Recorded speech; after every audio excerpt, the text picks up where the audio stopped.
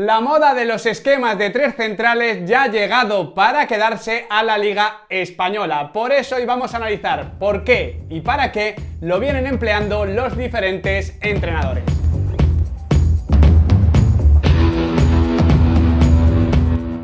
Muy buenas chicos y chicas, ¿qué tal estamos? Bienvenidos de nuevo a Diario de un Periodista Deportivo. Alrededor del 25% de los equipos de las 5 grandes ligas europeas viene jugando con variaciones, con modificaciones de este sistema de los tres centrales. Este es un dato que escuché de Fermín Suárez en ese maravilloso podcast llamado Play Fútbol que dirige mi buen amigo Bruno Alemany y que me hizo pensar, porque es una barbaridad. 1 de cada 4 equipos en la élite del fútbol europeo juega con tres centrales. Hace 15 años hubiese sido impensable, sobre todo porque creo que todos de alguna manera teníamos catalogado esta idea, este sistema, como defensivo, como conservador. Eso de quitar a un centrocampista o a un extremo para meter a un central solo podía tener connotaciones, como digo, defensivas. Sin embargo, en la actualidad vemos como esta idea la llevan todo tipo de equipos a cabo. Los que quieren defender mejor o los que quieren atacar mejor. Los que pelean por la permanencia o los que pelean por ganar un título. De hecho, podemos decir que esta tendencia comenzó en Italia con la Juventus de Antonio Conte. Porque al final, para que en el fútbol triunfe una nueva idea, un nuevo concepto, un nuevo estilo o un estilo tomado del pasado, un esquema tomado del pasado como es este, se necesita de victorias, se necesita de triunfos, de éxito de algún equipo que lidere esta iniciativa. Y este fue la Juventus de Antonio Conte, no solo por todo lo que ganaba, sino por la forma en la que ganaba. Planteaba nuevas preguntas a los rivales, a los equipos contrarios que de hecho en muchas ocasiones se tenían que adaptar. Ya en el calcio italiano había otros equipos que jugaban así, por ejemplo Udinese, pero fue la Juve quien dio el pistoletazo de salida. A partir de ahí, éxitos más pequeños pero continuos. En el Mundial de Brasil, por ejemplo, la Holanda de Luis Van Gaal o la Costa Rica de Pinto, es decir, una selección europea y una selección centroamericana. Se comenzaba a universalizar y al final se universalizó del todo con la marcha de Antonio Conte a la Premier, con el título del Chelsea,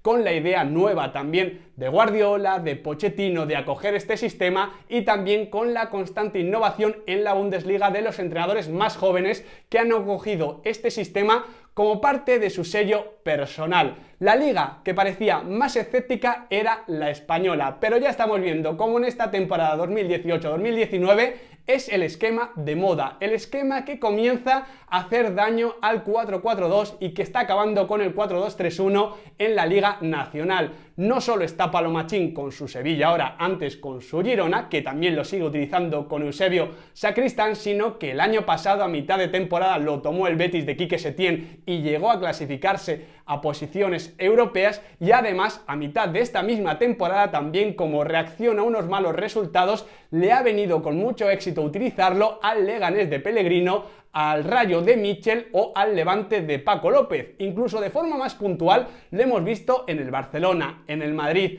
en el Athletic Club, en la Real Sociedad. Es una idea que está ahí y que comienzan a cogerla, al menos como opción, todos los entrenadores. Incluso Marcelino García Toral, el principal defensor del 4-4-2, un técnico que apenas cambia de idea, ha cogido en su último partido un sistema con tres centrales. Y este gesto, aunque parezca pequeñito, me parece que es el más simbólico, que confirma que esta tendencia ha llegado, se ha consolidado y se va a quedar durante mucho tiempo, sobre todo porque es muy coherente y muy lógica con el fútbol actual, con el fútbol contemporáneo, y eso es lo que vamos a analizar a partir de ahora.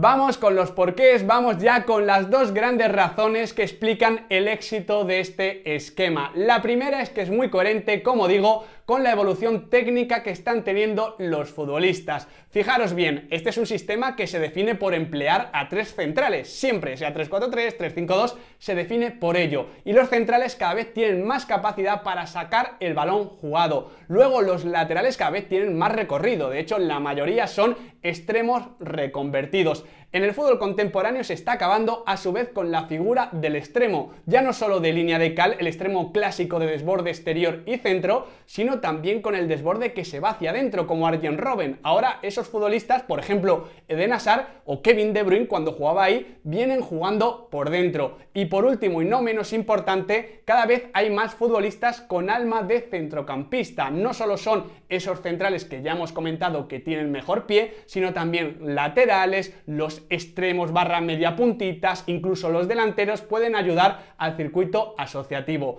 Esta sería la primera gran razón. La segunda, muy parecida en la forma pero diferente en el fondo. Es muy coherente este esquema con la evolución táctica que está teniendo el fútbol en general, sobre todo porque ahora mismo la mayoría de partidos se deciden en la presión del rival y la salida del propio equipo. La mayoría de partidos se deciden de esa manera y se escribe, se guioniza a partir de si el equipo que sale con el balón jugado logra superar esa presión o si se impone el equipo que va arriba, agrede e intenta robar sobre la salida del equipo contrario. Luego está evidentemente la necesidad imperante, sobre todo en estos últimos 10 años, de controlar la zona media del campo, que a su vez lo que hizo fue impedir el dominio en el área contraria. Cada vez más equipos jugaban con solo un punta y esto facilitaba la tarea a la defensa a la hora de encerrarse. Por eso en el fútbol actual hay una clara necesidad de abrir defensas cerradas y esto es complicado cuando se juega con un solo punta y cuando la figura del extremo, como hemos comentado, se ha ido cayendo. Por esto este esquema de tres centrales ofrece tantas soluciones. Yo lo llamaría el esquema de las superioridades numéricas, como vamos a analizar con la pizarra a partir de ahora. Insisto en este concepto del sistema de las superioridades porque me parece que resume a la perfección lo que estamos viendo, sobre todo contra los equipos que defienden en 4-4-2, que son la mayoría, sobre todo los más grandes. Barça, Madrid, Bayern Múnich suelen defender de esta manera, 4-4-2. La primera superioridad evidentemente llega en la salida de balón. Como comentamos, la mayoría de equipos buscan al rival arriba, emparejan muchas veces a los hombres y cuando juegas con dos centrales el emparejamiento es lógico, dos delanteros contra dos centrales. ¿Esto cómo lo trataban de combatir la mayoría de entrenadores? La salida la volpiana, bajaban al medio centro, lo colocaban en tres centrales y así tenían un 3x2, pero claro, así también perdían a un centrocampista por delante que debía mandar a partir del segundo, tercer pase. Con este esquema la superioridad es obvia, como vamos a ver con la pizarra. Lo que voy a comentar es muy evidente, es de primero de GB que se diría, pero verlo sobre la pizarra lo hace todavía más significativo. Aquí colocamos nuestro sistema 3-5-2, que es normalmente el más empleado, más que el 3-4-3, y delante ponemos el 4-4-2 arquetípico que he comentado que utilizan la mayoría de rivales. Y vamos a hacer cuentas que es que en esta ocasión salen solas. Tenemos ahí a tres centrales de blanco, 1, 2 y 3, podríamos decir por ejemplo Mandy, Marc Bartra y Fedal o Sidney, y delante a dos puntas rivales. Algunos equipos para emparejar descuelgan a uno de los extremos y así emparejan 3 para 3, pero normalmente no lo pueden hacer. Y así tenemos el primer 3x2, superioridad no solo técnica, porque como comentamos los centrales cada vez tienen más capacidad para salir, sino también numérica gracias a este dibujo. Este sistema de tres centrales, por tanto, te ayuda a salir de forma además muy evidente, sin grandes cambios y sobre todo es muy importante, insisto en ello, sin involucrar a uno de tus centrocampistas, sobre todo al mediocentro, porque esto lo que te va a permitir es la segunda superioridad del día, la superioridad en la zona medular. Mantener a tres centrocampistas, conservar por lo tanto lo mejor que tiene el 4-3-3, que es la facilidad para crear y fomentar esos triángulos asociativos y por tanto seguir planteando problemas a los equipos contrarios, como vamos a ver a partir de ahora. Retomamos la pizarra donde la dejamos y volvemos a hacer cálculos muy básicos. Sacamos los dedos, tres centrocampistas, 1, 2, 3, tres piezas de blanco y solo dos azules, dos del rival. Como en esta zona del campo el equipo contrario no se puede permitir lo que sí muchas veces permite en salida de balón, que es esa superioridad 3x2, lo que hace es cerrar a los dos extremos, estrecha el campo para así tener un 4x3 y complicar más la tarea al equipo de blanco que utiliza este sistema de tres centrales. En todo caso, este sistema de tres centrales se guarda lo mejor para el final, la tercera superioridad, la superioridad exterior. Y me vais a preguntar, ¿Cómo es posible que un esquema que solo tiene a un hombre por fuera en cada banda pueda tener, a fin de cuentas, siempre superioridad por fuera, pueda sorprender de forma tan constante? Pues es muy fácil y muy sencillo, como vamos a ver en nuestra tercera pizarra de este vídeo. Ya hemos visto cómo la línea medular de azul del equipo de azul se ha tenido que estrechar para igualar numéricamente, incluso superar las fichas de blanco, a los tres centrocampistas de nuestro sistema de tres centrales. Pero claro, también hay que reparar que delante, en la delantera, se está emparejando a dos delanteros contra dos defensas contrarios. Con este esquema te puedes permitir jugar con dos delanteros y por tanto plantear más dificultades a los centrales rivales, no solo a la hora de atacar el área, como vemos por ejemplo con Ben Yedder y Andrés Silva en el Sevilla de Pablo Machín, sino también de facilitar la tarea de creación de espacios, porque evidentemente los equipos rivales, en este caso el de azul, no se puede permitir un 2x2, es que lo tiene que borrar, lo tiene que anular. ¿Y cómo responde? ¿Cómo lo hace? Evidentemente estrecha todavía más el sistema, cierra mucho la posición de los laterales y esto libera las bandas. Y es ahí cuando entran en escena los Alex Moreno, Advíncula de turno en el Rayo, Jonathan Silva Unión en el Leganés o sobre todo Escudero y el gran Jesús Navas en el Sevilla de Pablo Machín. Recorren toda la banda porque saben que tienen espacio para ello, tienen calidad física y técnica para lograrlo y hacer mucho daño, y entonces abren un pequeño debate en el equipo contrario. ¿Quién persigue a Jesús Navas y a Sergio Escudero? Los extremos que se han cerrado y que no están tan acostumbrados a sufrir persiguiendo a los laterales contrarios, o los laterales que tienen que estar pendientes de los Ben Yedder, Andrés Silva de turno. Es una pregunta que muchas veces no tiene respuesta, normalmente son los extremos los que tienen que sufrir y como vimos en el pasado Sevilla Atlético de Madrid, esto al final otorga una ventaja al equipo de tres centrales, porque aunque sufra ese extremo, en ese caso fue Tomás Lemar, Jesús Navas regateándole tiene muchísima facilidad, genera un 1 para 1 y tiene además a varios jugadores en el área, al menos los dos puntas. Por tanto, esa superioridad exterior tiene además una forma de ejecutar muy sencilla, muy fácil y muy peligrosa.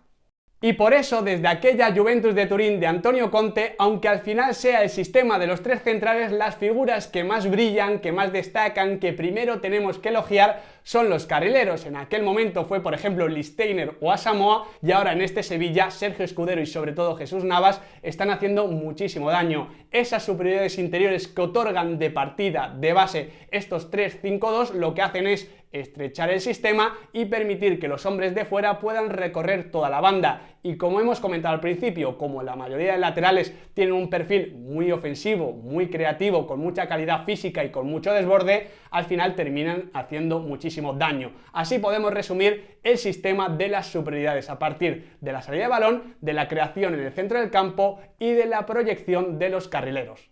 Evidentemente este no es un sistema idílico, perfecto, que no tiene respuesta. Por ejemplo, a nivel defensivo sufre mucho por las bandas, porque ahí sí que tiene inferioridad numérica, y además cuando te plantas en campo rival has perdido una pieza atacante, has metido a un central por un extremo o por un media punta y eso te quita capacidad para abrir defensas rivales. En todo caso, lo evidente es que estos sistemas de tres centrales en la Premier, en el Calcio, en la Bundesliga y ahora en la Liga Española están planteando preguntas muy diferentes y muy complicadas al 4-4-2, al 4-3-3 y han acabado prácticamente con el 4-2-3-1. Por eso era muy interesante analizarlo y por eso es muy interesante que también sigamos con el debate, con las preguntas, con el fútbol en la cajita de comentarios. Espero que os haya gustado este vídeo, ha tenido bastante trabajo detrás, pero es que el tema me parecía espectacular y además está muy de actualidad, así que si os ha gustado podéis darle al like, compartirlo, suscribiros si todavía no lo estáis